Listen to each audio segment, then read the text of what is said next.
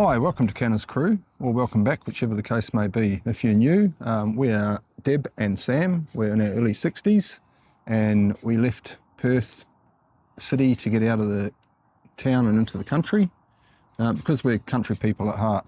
And this is our journey of moving to the country and building a container home. For those of you who have been kind enough to follow our journey so far, I do apologise for the long dry period between videos. It's actually been a long dry period outdoors as well. So we've been putting up fences and getting into some gardening and doing all sorts of things except for actually building the container home. Yeah, we had expected to be actually quite well into our build by now. Well into it. But we had a couple of hiccups with engineering and that took about 4 months when it was only supposed to take a few weeks. So here we are. In the meantime, we've been doing bits and pieces. We've been doing some fairly. You've been working very hard, Sam. Very hard. Trying to do the things that we can do without getting in the way of the build. So moving forward. Moving forward. And we will catch you up on the progress thus far as fast as we possibly can, because we do actually want to get to a stage where you're right on the journey with us as it happens, because it's going to get pretty exciting. The container house that we've designed, or Sam has designed, it's not just your 2 containers or 3 containers. It's 5 40s and a 20. And a bit of a stretch as well. And a bit of a stretch in there, and it's over 2 levels. It's pretty, I'm very excited about it. But the engineering and the bits and pieces that go behind a container home, as you follow our journey, you'll realise it's not as straightforward as if you've been watching, say, container home builds in America. They seem to have it very easy, don't they? They throw the container in the middle of the trees. Very simple. Yeah, job done. We haven't got that. So as I say, we are going to try and get videos to you more often, but I confess that video editing for me is actually still a real mission. So this 20-minute video probably took me around 50 hours to edit. I know, you'll be rolling your eyes thinking, crikey, she's slow. But it does take a while. So I would love it if you would like or share or subscribe, or better still, just comment to let me know you're enjoying the video. That would be really, really good. So this week's video is about what we've had to do to make a beer block habitable, basically, so that we could get our caravan up here and actually live and enjoy. Be here living and enjoying, and we're stepping out straight into our work site and developing. And it's a great feeling. So this video is about what went on behind the scenes before we got the caravan up here. So please grab the popcorn, grab the Tim Tabs, grab whatever you like, sit back and enjoy the next 20 minutes. And I'm not going to beg, although I know it's pretty close to it. Please do comment. I mean, we've only got each other to talk to.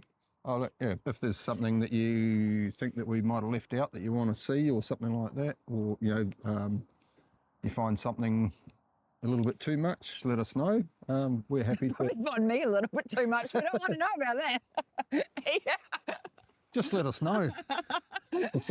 Please drop a comment, but right here, right now, buckle up your seatbelts. It's Earthworks Day.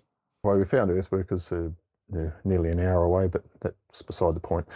They came and put our driveway in, which was about 150 metres that they had to cut in. They did that with a grader and also managed to cut the 2 shelves for the house site with the grader as well, which was pretty impressive because the higher up you go, the more rock there is, and it's very hard to work with like that. But the operator was very good at his job and he managed to cut out what he had to cut out. They put 14 truckloads of gravel over the driveway, rolled it. Lesson to be learnt there. We went away, didn't we, before the job was finished? Yeah. Yeah, we didn't know how long they were going to take to do it, and we had arranged to go back to Perth for something, so we left the day that they were putting the gravel on and rolling it, and they didn't put enough water on it, so it didn't come up as well as it should. It wasn't really well compacted and crusty on top, which is what you need, otherwise it just gets washed away in winter. So we had to find someone local to fix it up for us, and I spent a couple of days on the tractor with a trailer watering it down. We got it re-rolled while it was nice and wet, and it came up really good after that. So yeah, it's just a little lesson. Try and be around when things have been done, especially when they come to the conclusion, because people will come and do the job. They think they've done what they want, what you want, if they haven't done what you want, and you've got to get them back, then you can get into a bit of a tussle over cost and things like that. So try and be there, make sure that they've done what you want them to do before they leave, and it's how you want it. To get power and water up was around 11,500. Now 10 of that was power, and we've thought about that since, haven't we? And whether that was the right move or whether we should have stepped straight to solar. Yeah, we do want to go solar later on, and preferably go off grid completely, maybe with a generator backup or something like that. But we have power to the site now, so we have that as a backup if we want to reconnect later on. But we do want to go solar and go off grid if possible. We're finding our way with this whole living on the land. Like, you can get some people that go full on homestead and, grow all their own food and Raise their own completely animals and the whole off-grid. lot. And I love that idea. And if I was 30 years younger, don't you reckon we would be doing that if we were much younger? We probably wouldn't be doing it in Western Australia. We'd probably be doing it in Queensland. Yeah, for us it's a bit of a fantasy, but we'll end up being some kind of a hybrid. Yeah, we will. I don't know what we're going to name it, but it's hybrid or mongrel. I guess Mongrel, it depends on way you look at it. one's a word for the other. I Yeah. mean, we love the idea of being self-sufficient. Like, we grew up on The Good Life, with Penelope Keith in that particular TV show. Yeah, pretty self-sufficient. So And we would love to be like that, but I don't think we ever will be. We need to be near hospitals and a good medical service. We just can't be too isolated. we need some of the conveniences, obviously. And I think as you're getting older, you need to think about those things. Yeah. Nah, stay young, forever young. She was obviously having a bad day, that old girl. The other thing we had to think about before we moved up here, well, around that time anyway, was our bushfire attack level. Everybody, if you're building rurally in Australia, obviously bushfires are a huge hazard in this country, so you need to build accordingly. And to do that, you need to get somebody out to check your property. We need to do a few things before he came out. This is what we did. So to be fair, this recording this morning is not one that I'm actually real super happy to be taking, but figure that if we're going to document a journey, we have to document the things that upset us as well. So we went away last weekend and off down to Perth, Rugby Sevens, brilliant. Got an arborist organised to just come and take a couple of branches off our tree. We've got the bough rating getting done this week, the bough assessment, and really important not to have overhanging branches. So we Sam met the arborist and pointed out a couple of branches that he wanted off. I'll circle the branches he wanted off, and unfortunately these are the branches that went off. So we came home last night to find our beautiful tree, our feature tree that we were doing the fire pit, directed the kitchen towards, everything. Well, it was on the ground, and yes, we were very disappointed at the time, but hindsight, actually it was a really good decision from the arborist to take those branches off. But we'll get into that in another episode. Right then, on that particular day though, we need to call in our handy neighbour to help us with the clean-up, because it was way bigger than we anticipated.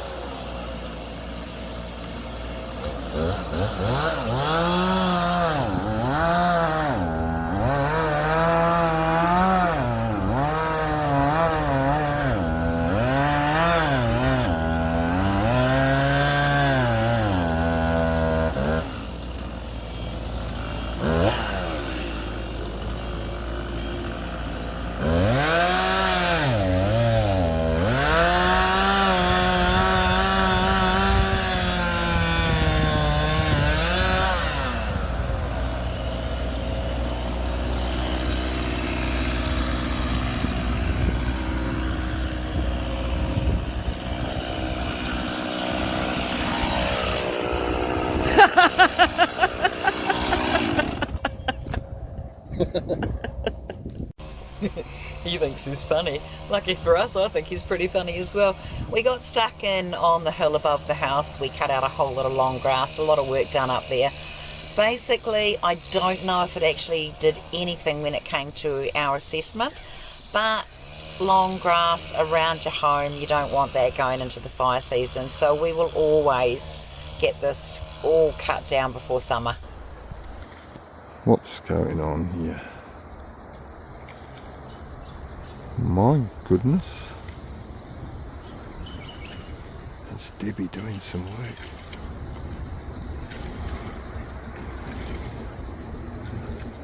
Look at her go. I did tell you he thought he was funny. And then it came round really, really fast. It was time for the big day. The day we got our bowel assessment finally done. This day with a little bit of nervous anticipation, hoping for a bowel 19. There are 6 different categories, from a very low, low, moderate, high, very high and extreme. We ended up on the bowel 29. Now this is basically worked out, I'll keep it very simple, on your distance from vegetation, the type of vegetation. Is it woodland? Is it scrub? Does it have overhanging branches, etc., etc.? Where your house is on your property. Is your property sloped? If your house is on a hill like ours is and you have vegetation below your house, much higher fire risk. So all these things come into consideration, and I believe we ended up on the bowel 29 simply because we do have overhead branches, but we didn't want to get rid of them. You know, we want our house to be nestled amongst the trees, so it's worth it. We will have to spend more on our glazing. We'll probably need to go to triple glazing. We will need to spend more when it comes to different things like stainless steel fire screens we need to have. We can't put timber outside now. Highly flammable, obviously. A few little adjustments like that, we'll make them. It's worth it to be in amongst the trees. One of the first things we had to do was get a soil test so that we knew what sort of soil we were dealing with and what kind of foundations the soil was going to be suitable for. It turned out that we could have used probably any foundation that we wanted to, and we chose isolated pads. Yeah, after some discussion between the engineer and the geotech engineer and myself, we came to the conclusion that isolated pads would probably work the best because we have a lot of clay soil. And it's not highly reactive, but isolated pads was going to work quite well for the soil, so that's the direction that we're heading. So another thing we did early on was the survey. We found a local surveyor who was actually part of one of the founding families of Bridgetown, which was really interesting talking to him. There was one existing shelf already on the block when we bought it, and we were going to build on and off that. On stumps, but as the plan grew, so earthworks had to be done, and we ended up with 2 shelves, so we actually ended up surveying twice, which was a little bit of a waste.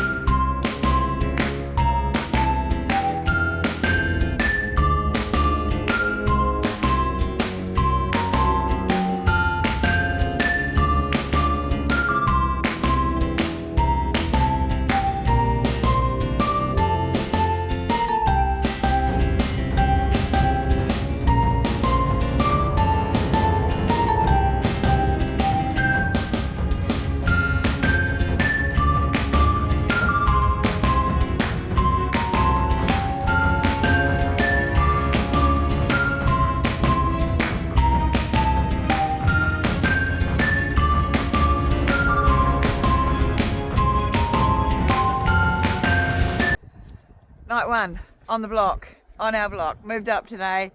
Come up. You look like a rabbit caught in the headlights. Trying to keep my eyes open. It's been a long day. There you go. You can see the caravan down there. Oh, there he goes. Still Hey. trying to keep his eyes open. It has been a long day. Didn't sleep a lot last night because we were a little bit worried that we could have problems getting the caravan up the drive. And when you looked at that video, it looked really easy, didn't it? Because it just didn't, I don't know, I got the drone and the footage it made it just look really, really not a steep driveway. So we're here. We're very happy to be here. Canna, where is he? Actually, oh, there he is. Is there a rabbit, Canna? Is there a rabbit? Where's the rabbit? Where's the rabbit? Where? Where? There. North? South? East? West? Hey, what? Crazy dog. That be it for another week. The next episode we get the container in with all our furniture and stuff in. What a diabolical state that was in. And then we get our dome up. That was an adventure and a half. Hey, whatever you're doing in the next week or so, do it well, do it with a smile on your face. If you've got a moment, please comment. If you're thinking about changing direction like Sam and I, let me know what you're thinking of doing. Let's chat about it. Have a good one.